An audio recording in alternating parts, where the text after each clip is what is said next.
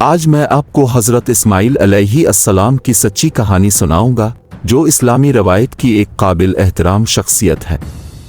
قرآن کے مطابق حضرت اسماعیل علیہ السلام کی ولادت حضرت ابراہیم علیہ السلام اور ان کی اہلیہ ہاجرہ سے ہوئی۔ حضرت اسماعیل علیہ السلام اسلامی تاریخ میں حضرت ابراہیم علیہ السلام کے پیارے فرزند کی حیثیت سے ایک اہم مقام رکھتے ہیں۔ اس کی زندگی آزمائشوں، ایمان اور الہی پروویڈنس کے ذریعہ نشان زد تھی۔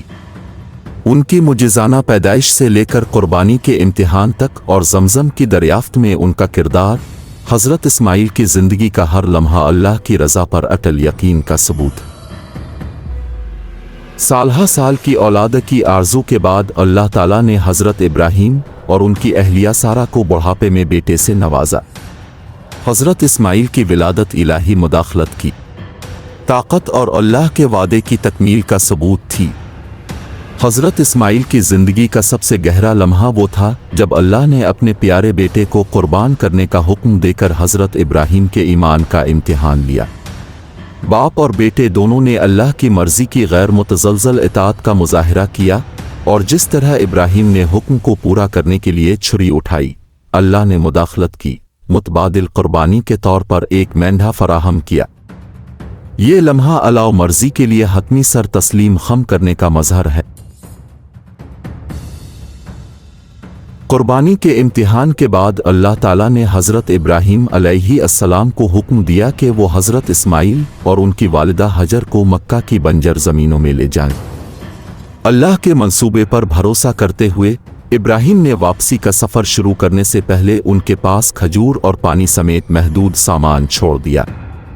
اپنے اہل خانہ کو صحرا میں چھوڑنے کا یہ عمل اللہ کی عطا اور الہی تحفظ پر بھروسہ کی علامت ہے۔ مکہ کے ویران بیابان میں حجر اور حضرت اسماعیل کو بقا کے مشکل چیلنج کا سامنا کرنا پڑا۔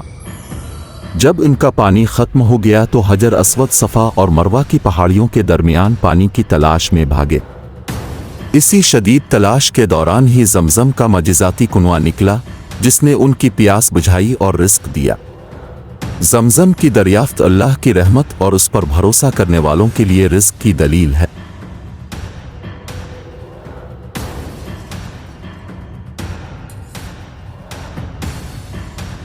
جیسے ہی حضرت اسماعیل کی جوانی میں اضافہ ہوا، انہوں نے مکہ میں مقدس عبادت گاہ کعبہ کی تعمیر میں اپنے والد حضرت ابراہیم کی مدد کی۔